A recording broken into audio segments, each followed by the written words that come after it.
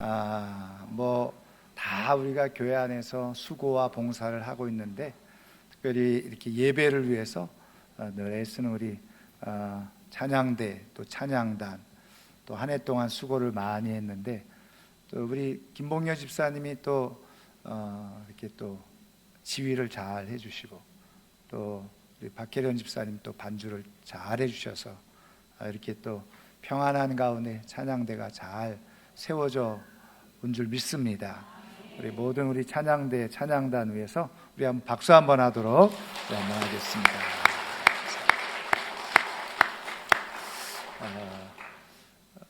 우리가 이렇게 하나님 앞에 예배 드리는 것은 정말 큰 은혜고요. 말씀드린 것처럼 이렇게 한 해를 마무리하면서 마무리하는 시점에 끝까지 이렇게 예배의 자리에서 하나님을 예배할 수 있다는 것은 정말 큰 은혜고 축복이죠. 우리의 인생을 우리가 볼 때요, 우리가 이렇게 끝까지 자리를 지켜서 완주하는 사람이 그렇게 많지 않습니다.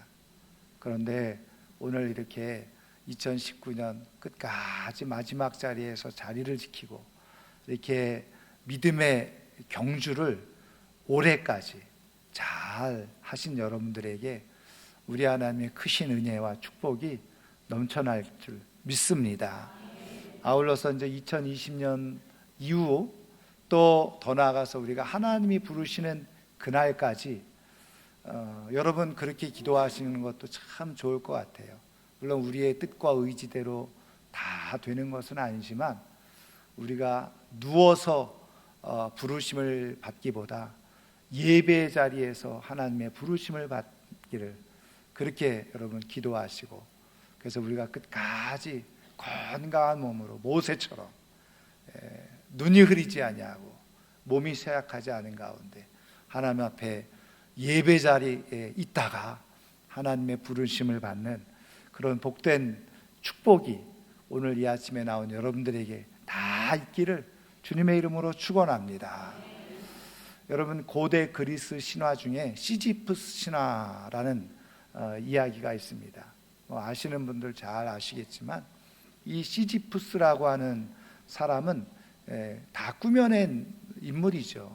그리스 신화 자체가 꾸며낸 이야기인데, 근데 이제 이 시지프스라고 하는 인물이 어떤 인물이냐면 아주 굉장히 영리하고, 좋게 말하면 영리하고 지혜롭고, 좀 나쁘게 말하면 굉장히 교활한, 그래서 많은 사람들을 이렇게 현혹하고, 그리고 말로 사람들을 이끌고 속이기도 하는, 근데 어느 정도냐면 신들까지도 이 말에 막 속아 넘어가고 설득당하는 그런 뛰어난 재주를 가지고 있는 사람이 바로 이 시지프스라고 하는 사람인데, 이 사람이 이제 고린도시를 설립했다고 그러죠. 그렇게 세우고 그렇게 이제 군림하면서 그렇게 살아가고 있는데, 이제는 아주 신까지도 이렇게 속이는 그런 교활함에 이제 신 중의 신인 제우스가 그것을 아주 못마땅하게 여기죠. 그래서 죽음의 신을 보내서 시지프스를 죽이려고 합니다. 근데 죽음의 신이 자기에게 온 것을 안 시지프스가 또 말로 죽음의 신을 막 현혹을 해요. 그래서 거꾸로 그 죽음의 신을 철장에다 가두어 놓는 그런 일을 합니다.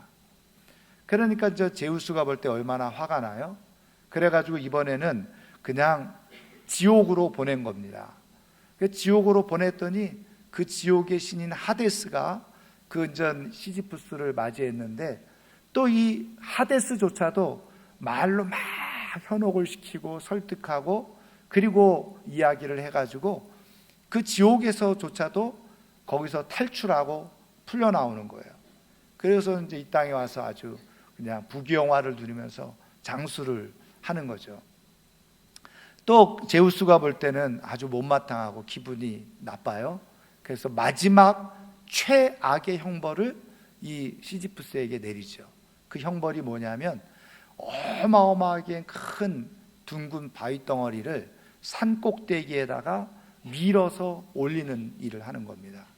그러면 그렇게 다 올리면 끝나느냐? 아니에요. 산꼭대기에 올라갔던 이 바위 덩어리는 다시 굴러 떨어져요. 그럼 굴러 떨어지면 또 그 바위 덩어리를 밀고 올려서 산꼭대기까지 올려놓는 거예요. 그러면 또 굴러 떨어져요. 그러니까 계속해서 그 일을 계속 반복해서 하는 거죠. 뭐 신화적인 얘기입니다만은, 그러나 이제 만약에 이제 그 신화에서 얘기하고자 하는 건 뭐예요? 지금도 시지프스는 계속 이 어마어마한 바위 덩어리를 힘 다해서 산꼭대기에 올려놓고 다시 굴러 떨어지면 또 그것을 올리는 그런 일을 반복하고 있다는 거죠. 여러분, 이 시지프스 신화를 통해서 이야기하려고 하는 것이 무엇일까? 인생에 있어서 가장 최악의 형벌은 다른 것이 아니에요. 인생을 정말 힘들고 어렵게 살게 하는 것은 무엇인가 고된 일을 하는 게 아니라는 거예요. 고된 일을 하는 것이 아니라 무의미한 일을 반복해서 하는 것이야말로 우리 인생의 가장 최악의 형벌이자 그리고 고통이다. 그거를 이야기해 주려고 하는 이야기라는 것이죠. 여러분, 이 시지프스의 이야기를 가만히 우리가 생각해 보면 어쩌면 우리의 인생과도 같지 않을까, 이런 생각을 문득 해보게 되어지고요. 그런데 물론 그런 수고를 반복해서 하는 것도 정말 고통스러운 일이지만 시지프스에게 더 고통은 뭐냐면요, 이 계속되는 무의미한 일을 반복하는 과정 속에서 어떻게 해요? 희망이 없다는 거예요. 그렇잖아요. 예를 들면 이 바위 덩어리를 올려가지고 산꼭대기에 올려놓으면 일이 끝난다. 아, 끝이다. 그러면 내가 그 다음부터 쉼을 얻을 수 있다. 이렇게 결과가 주어지면 좋은데 그렇지 않은 거죠. 그리고 예를 들면 100번만 그렇게 해도 된다 라고 했으면 또 100번 어떻게 해서든지 해보려고 했을 거예요. 근데 어떻게 해요? 그것이 끝없이 반복되어져요. 거기서 헤어날 수 없는 것. 그러니까 아무리 그런 땀을 흘려 수고하고 애를 써도 해결되지 못하는 희망이 없는 거죠. 희망이 없는 것. 그것이 인생의 가장 큰 불행이라 하는 것을 이야기해 주려고 하는 것이죠. 여러분, 2019년 한 해 동안 여러분들은 어떤 삶을 사셨습니까? 아마 저는 이런 질문 앞에 스스로 자문자답을 해볼 때 세 가지 답이 있을 거란 생각이 들어요. 하나는 뭐냐면, 하나님의 은혜로 올 한 해도 참 잘 살았다. 이렇게 하나님의 은혜를 생각하면서 지나온 날들에 대한 소중한 가치와 의미를 느끼는 그런 인생이 있을 수 있겠죠. 두 번째는 이런 생각도 할 수 있죠. 올 한 해 내가 돌이켜보니까 정말 힘들었어. 고통스럽어. 내 인생에 어떻게 보면 최악의 시간들을 보낸 것 같아. 그러면서 힘겨워하고 어려운 그런 시간의 날들을 돌아볼 수도 있겠죠. 또 어떤 사람은 이런 사람이 있을 겁니다. 물어보면 글쎄 별 특별한 일도 없었는데 그냥 시간이 그냥 가버린 것 같아. 아무 의미 없이 시간이 어느새 훌쩍 지나간 것 같아. 돌아보면 별로 생각나는 것도 없고 그렇다고 해서 슬프거나 고통스러울 것도 없는 것 같고 다 그렇게 사는 것 아니야? 이렇게 생각하고 말하는 사람이 있겠죠. 여러분, 이 세 부류의 사람들 중에 어떤 생각을 여러분들은 하고 계십니까? 그리고 어떤 생각을 가지고 있는 사람이 인생을 참 행복하게 살아가고 있는 것 같아요? 당연히 첫 번째, 그죠? 참 은혜로웠다. 하나님의 은혜로 내가 한 해 동안 잘 살았어. 어려움도 있었지만 이겨낼 수 있었고 견뎌낼 수 있었지. 이렇게 소중하게 지나온 시간들을, 날들을 생각하는 사람은 그 인생 전체를 통해서요, 모든 시간들이 소중한 시간들로 기억되어지고 그것이 차곡차곡 쌓여서 내 인생의 발자취, 하나님 앞에 서기 전에 내 인생을 전체를 돌아보면서 참 내 인생은 참 좋았어. 하나님의 은혜였지. 이렇게 고백할 수 있게 되어지는 거죠. 그런데 올해 내 인생이 최악이었어, 고통스러웠어, 정말 힘들었어, 살고 싶지 않은 인생이었어, 이렇게 생각하면 참 마음이 아프죠. 그런데 세 번째 사람의 생각, 여러분 두 번째 사람과 세 번째 사람의 생각을 이렇게 비교해 본다면 누가 더 불행할 것 같아요? 우리가 듣기에는 최악이었어, 힘들었어, 고통스러웠어, 이렇게 말하고 생각하는 것이 더 불행할 것처럼 생각되어지지만, 실제 진짜 불행은 뭐냐? 내 인생이 아무 의미 없이 지나갔다라고 생각하고 있는 거예요. 내가 지나온 날들을 돌아보면서 별로 생각나는 것도 없고, 그냥 기억나는 것도 없고, 돌아보면 다 인생 그렇게 지나가는 거 아니야? 이렇게 무의미한 그런 생각을 가지고 있는 게 진짜 불행한 거예요.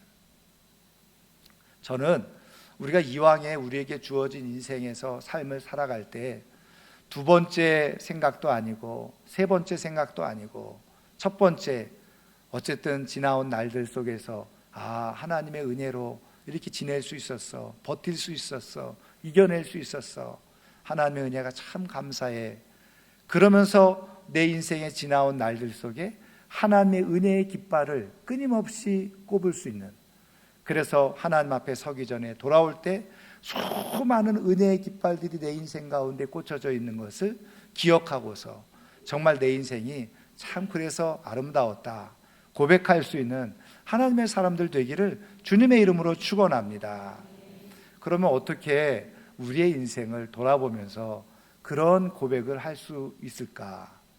하나님은 우리의 인생을 붙들어 주시고 이끌어 가실 때 우리의 인생이 은혜의 깃발로 가득 꼽혀지는 인생이 되어지기를 원하는데, 하나님은 어떻게 우리의 인생을 그렇게 만들어 주실까? 오늘 우리가 읽은 말씀을 통해서 한번 답을 찾아보려고 하는데요. 자, 오늘 우리가 읽은 말씀은 표제어에서 나와 있는 것처럼 하나님의 사람 모세의 기도, 이렇게 기록되어져 있죠. 그러니까 모세가 지금 드린 기도였다는 것입니다. 그런데 학자들이 이 본문을 연구를 했어요. 그럼 모세가 120년의 시간을 살았는데 도대체 언제 어느 시점에서 이 기도를 드렸을까? 학자들이 연구를 한 결과 대체적으로 학자들의 중론은 뭐냐면 이 기도의 배경은 민수기 20장이다, 이렇게 결론을 많이 내렸습니다. 그럼 민수기 20장은 무슨 내용이 기록되어져 있느냐? 그 민수기 20장 뒷부분에 가면 모세의 형이었던 아론이 죽는 장면이 나와요. 그래서 학자들은 지금 그 40년 동안 모세와 동고동락했던 남매였죠. 제일 큰 누나 미리암이 있었고 3살 위의 형이었던 아론이 있었고 그리고 모세가 있었어요. 지도자가 되어져서 40년 동안 동고동락하면서 사실은 이 이스라엘 백성들을 이끌었습니다. 근데 미리암이 제일 먼저 사실은 죽었어요. 그래서 40년 한 1월에서 4월 정도에 미리암이 죽었을 것이다, 학자들이 그렇게 이야기를 합니다. 추측을 하고, 그리고 아론은 그 이후에 한 5월 달 정도에 지금 이 아론이 죽었을 것이다. 그리고 모세는 그 해의 마지막에 모세도 죽었을 것이다. 그러니까 한 해에 3 남매가 다 죽었다는 거예요. 그러니까 가나안 땅 들어가기 직전에 미리암과 아론과 모세 지도자들이 다 죽게 된 거죠. 지금 이 모세가 이 기도를 드리고 있는 시점은 누이 미리암을 보내고 그리고 형 아론의 죽음을 곁에 두고서 지금 이런 기도를 드리고 있었다는 거죠. 그러니까 돌아보는 인생을 쭉 반추하면서 하나님께 드린 기도라는 거예요. 근데 모세가 드린 이 기도의 내용을 우리가 12절까지 읽었는데 이 앞부분의 내용을 가만히 읽어보면 모세가 생각하는 인생이 뭐냐, 인생에 대한 굉장한 허무와 그리고 부정적인 그런 인식을 가지고 인생을 얘기하고 있는 것처럼 보인다는 거예요. 자, 그러면 어떤 내용이 있습니까? 한번 보세요. 5절 말씀, 6절 말씀 한번 같이 볼까요? 같이 한번 읽겠습니다. 주께서 그들을 홍수처럼 쓸어가시나이다. 그들은 잠깐 자는 것 같으며 아침에 돋는 풀 같으니이다. 풀은 아침에 꽃이 피어 자라다가 저녁에는 시들어 마르나이다. 인생이 어떠냐? 하나님께서 홍수로 그냥 쓸어가시는 것처럼 쓸어가 버리면 잠깐 자는 것 같은 것이 인생이더라요.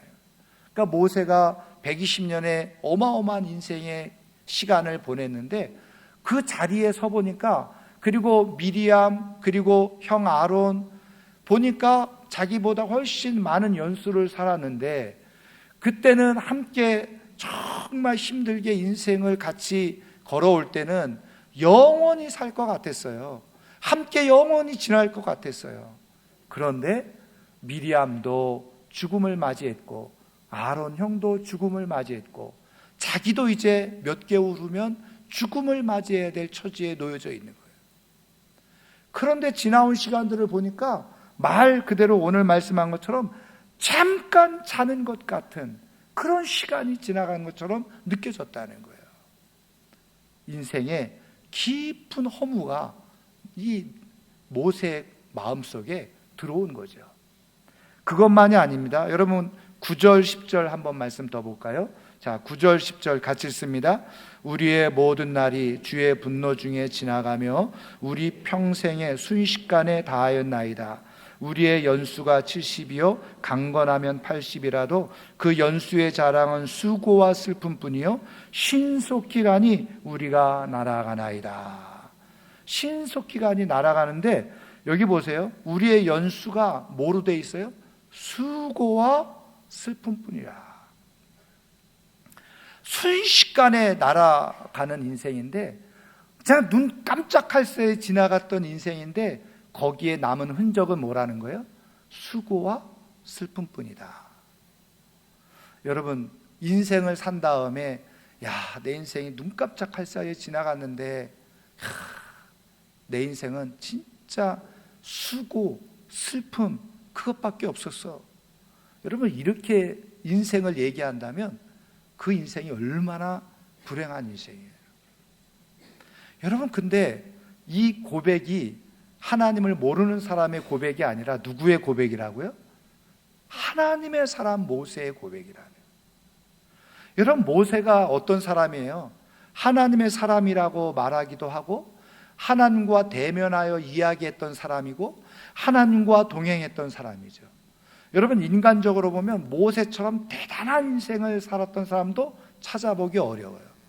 그래서 유대인들 가운데는 모세를 어떻게 해요? 그 위대한 인생을 살았던 모세, 그렇게 노예살이 종살이 하면서 죽어가던 민족을 구원해 내서 그래서 한 나라를 이루고 한 민족을 이루게 한 이 위대한 지도자 모세, 어떻게 보면 다윗과 버금가는 위대한 지도자가 바로 모세였어요.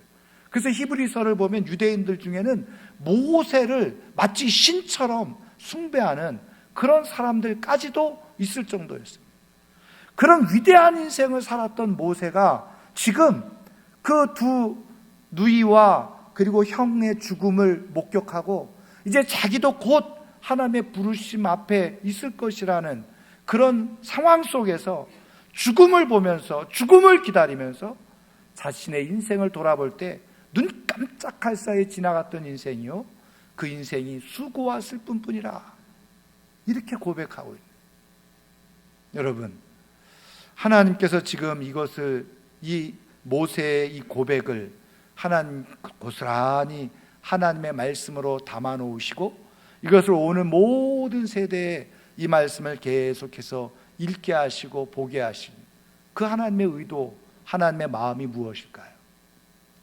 여러분, 아무리 위대한 믿음의 사람일지라도, 그리고 하나님과 대면하여 말하고 하나님과 동행하는 사람일지라도 순식간에요, 자신 안에 있는 이런 믿음의 마음이 사라져 버리면 누구든지 인생을 이렇게 고백할 수밖에 없다는 거예요. 그래서 오늘 말씀 보세요. 8절 말씀 보세요. 8절.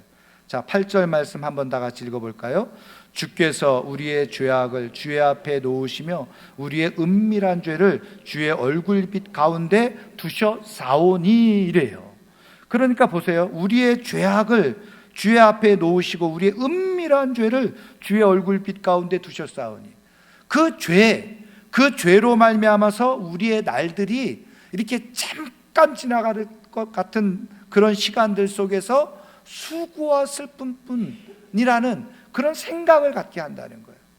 한마디로 말하면 위대한 믿음의 사람일지라도 하나님의 사람일지라도 그 속에서 깊은 죄가 여전히 도사리고 있으면 그 죄가 어떤 생각을 심어주느냐? 우리 인생에 대한 허무한 생각을 심어주고 우리의 인생에 대해서 무가치한 생각을 심어주고 우리의 인생이 의미 없는 인생이라고 생각하고 우리의 인생을 아무리 돌아봐도 내 인생은 보잘것없는 인생이요 수고와 슬픔뿐인 그런 억울하고 불편한 인생이라고 고백할 수밖에 없다는 거예요.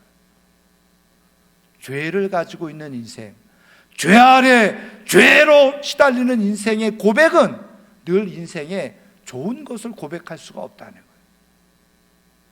여러분, 모세의 인생 속에서 왜 좋은 일이 없었겠어요? 어마어마한 하나님의 기적들도 있었잖아요. 하나님의 능력들이 있었잖아요. 그런 것들을 하나 기억하지 못하고 뭐예요? 돌아보니 수고와 슬픔뿐이라는 거예요. 여러분, 하나님의 죄가 우리의 인생을 지배하면 우리의 인생의 가치를 평가절하하게 만들어요. 죄가 우리 안에 가득 채워져 있으면요 우리의 인생의 날들을 다 무의미한 것으로 치부해버리고 의미 없는 인생으로 만들어버려요. 그리고 다 어떻게 해요?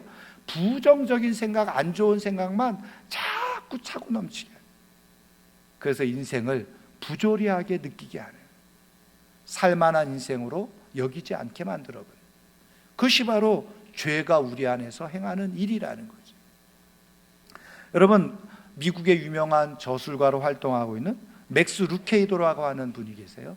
이분이 쓰신 책이 있습니다. 하나님, 저도 고칠 수 있나요? 라고 하는 책에 이런 그냥 이야기죠. 꾸며낸 이야기가 있어요. 도둑이 어느 백화점에 들어갔어요. 근데 도둑이 백화점에 들어가서 하는 일은 뭐예요?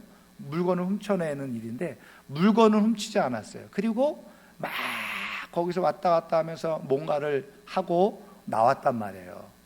그래서 그 다음날 가게를, 백화점을 오픈해가지고 사람들이 막 가가지고 이제 매장에 가서 물건을 샀어요. 근데 거기서 어떤 일이 일어났느냐? 이게 물건의 가격이 막 뒤죽박죽 된 거예요. 그러니까 이 도둑이 밤에 들어가서 무슨 일을 했느냐? 비싼 가격은, 그 비싼 제품에다는 작은, 아주 그냥 낮은 가격의 가격표 붙여놓고, 그리고 싼 물건에는 그냥 비싼 물건 가격표를 막 섞어서 붙여놓은 거예요. 그걸 모르는 사람들은 들어가가지고 어떻게 해요? 그냥 혼란한 가운데서 뭐 싼 거를 비싸게 사가기도 하고 또 비싼 거를 싸게 사가기도 하고 이렇게 만들어버렸다는 거죠. 맥스 루케이도가 이 이야기를 하면서 사단이 이 땅에서 하는 일 중에 하나가 뭐냐면 가치 있는 것을 무가치하게 만들어버리는 일을 사단이 하고 있다는 거예요.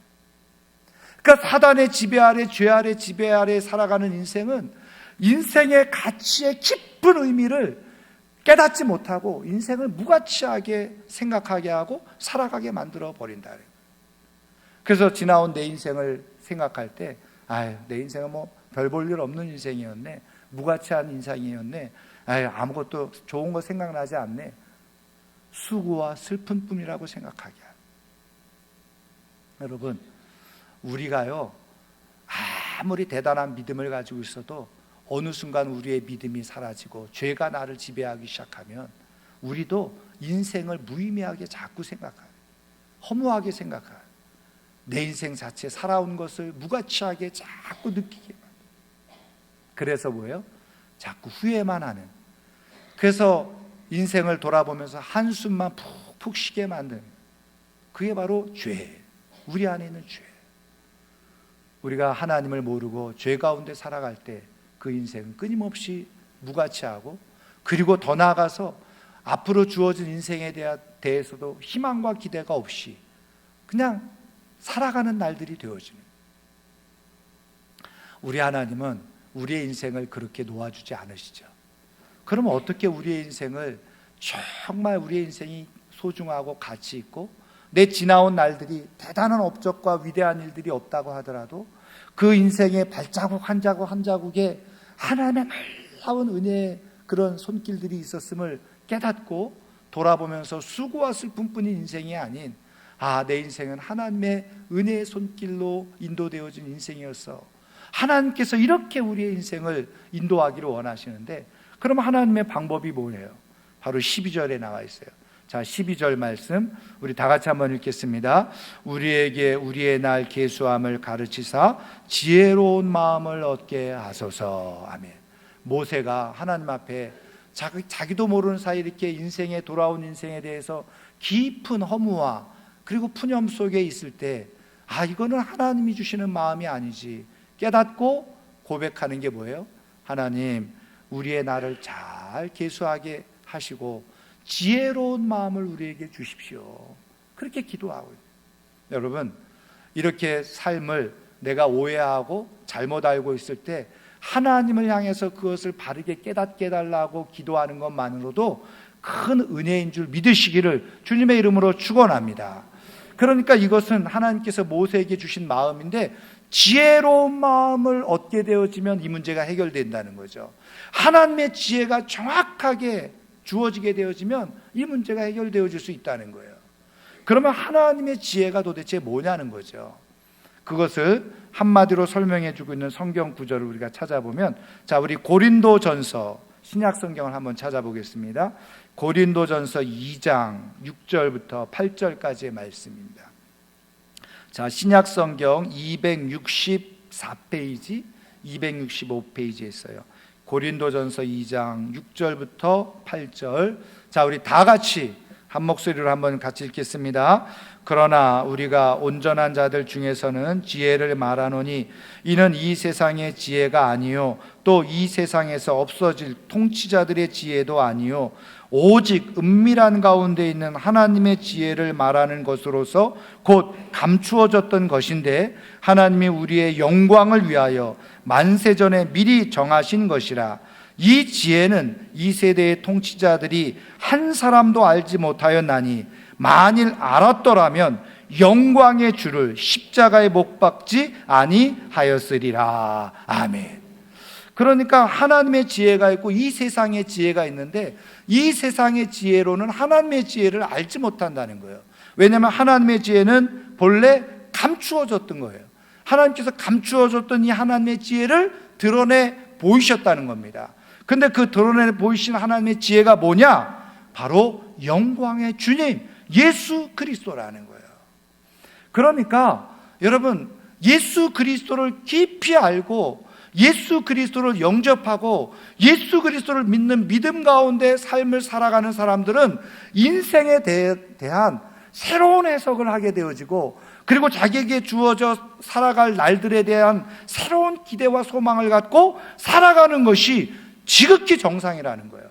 그것이 바로 왜 하나님의 지혜이기 때문에.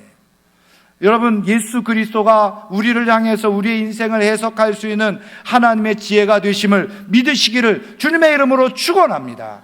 그러니까 정말 예수 그리스도를 믿으면요, 그리고 예수 그리스도를 영접하고 예수 그리스도께서 내 안에 살아 역사하시게 되어질 때, 내가 지나온 날들이 어떤 날들이든 간에 그 날들 속에서 하나님께서 베푸신 은혜의 깃발들을 보게 된다는 거예요. 그래서 내 인생이 수고와 슬픔뿐이었어 이렇게 말하는 것이 아니라, 그래, 그런 수고가 있었고 그런 슬픔이 있었고 그런 아픔이 있었지만 그 가운데서도 하나님은 내게 은혜를 베풀어 주셨지. 그리고 은혜를 기억하면서 은혜의 날들을 헤아리게 되어진다는 거예요.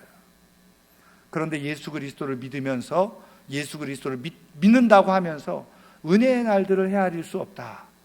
그건 깊이 고민해 봐야 되는, 진짜 내가 내 안에 정말 하나님의 해답으로서 지혜로서 예수 그리스도가 내 안에 계시는가.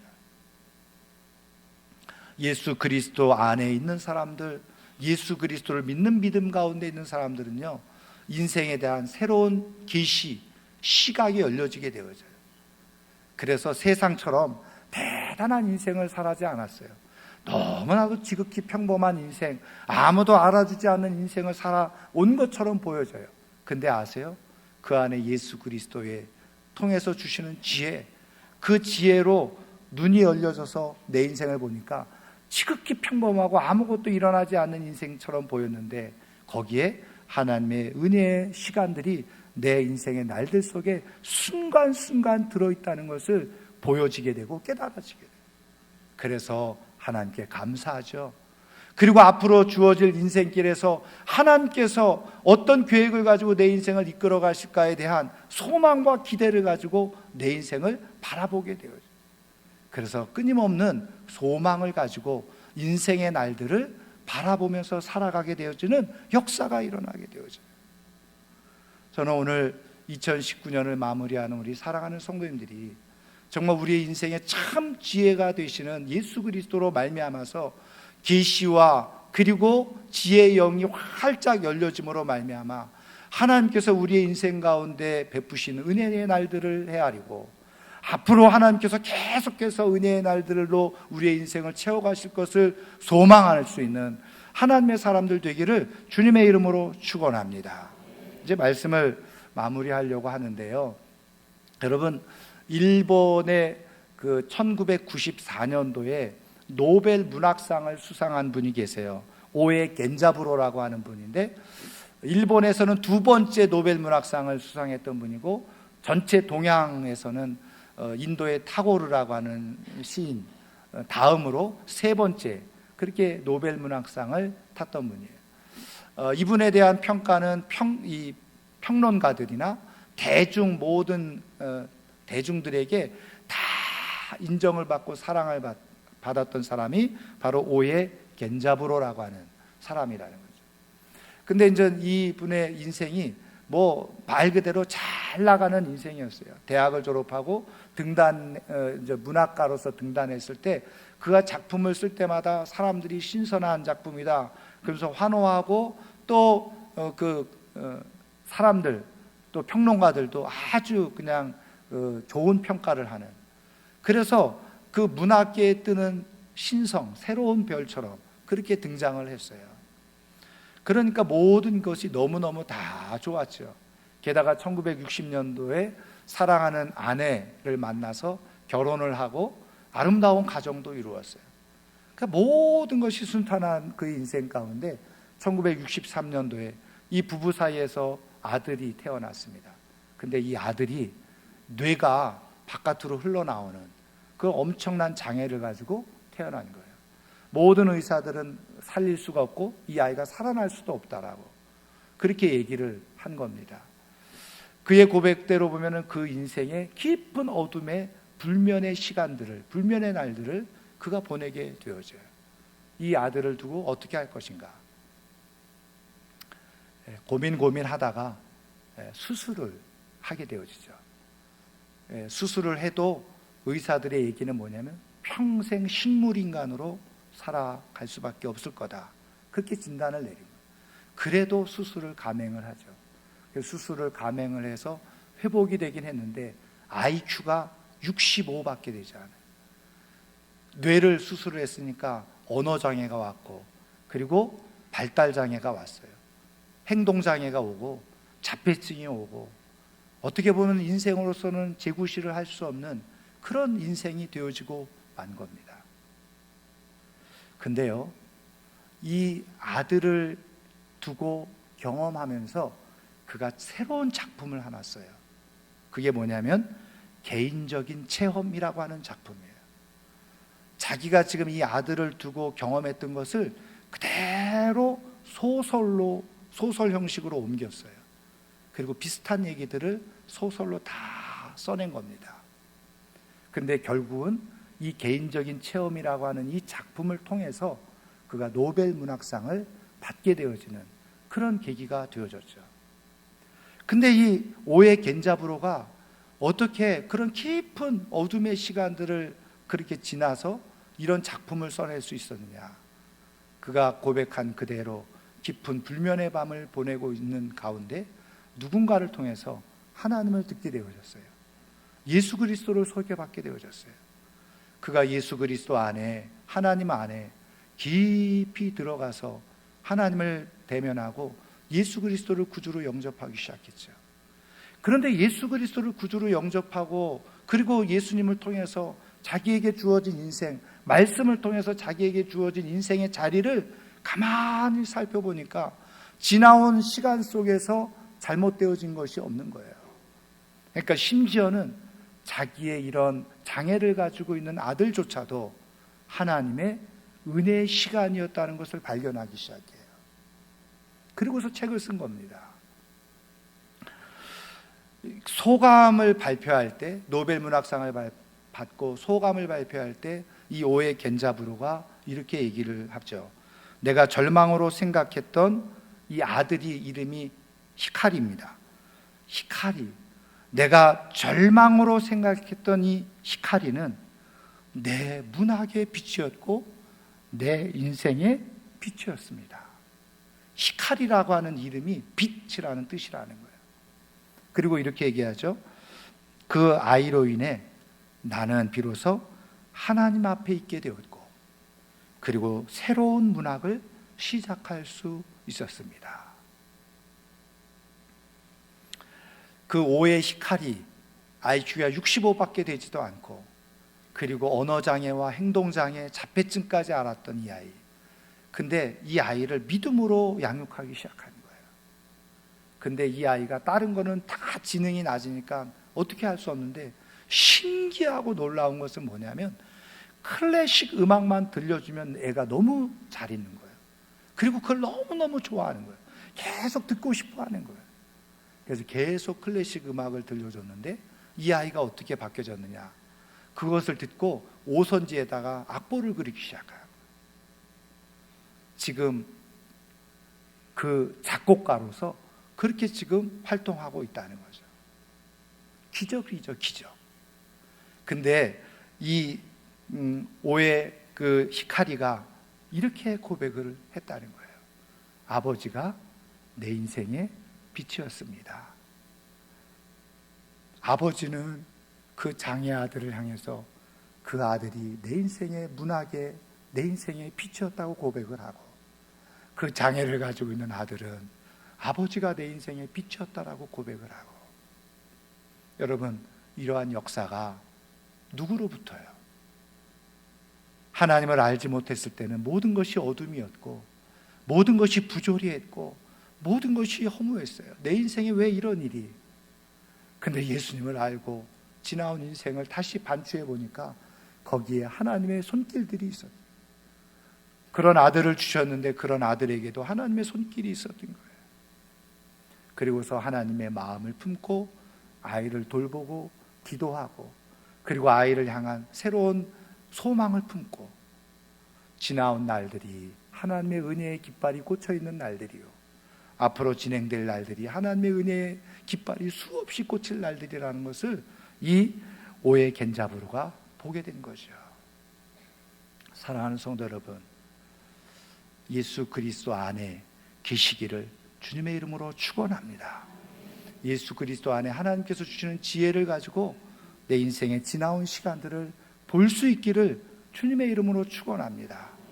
그래서 더 이상 내 인생이 쓸모없는 인생, 쓸데없는 인생, 무가치한 인생이 아니라 이미 지나온 인생, 너무 평범하고 그리고 큰 일이 일어나지 않는 너무 사소한 인생인 것처럼 보이지만 그 속에 하나님께서 꽂아놓으신 이 은혜의 깃발들을 잘 헤아리고, 또 앞으로 하나님께서 이렇게 베푸실 은혜의 날들을 기대하면서 정말 삶을 소망 가운데 살아갈 수 있는 아름다운 믿음의 사람들 되기를 주의 이름으로 축원합니다. 축원합니다. 오늘 말씀을 생각하면서 우리 한번 찬양하고 한 해 동안 베푸신 은혜를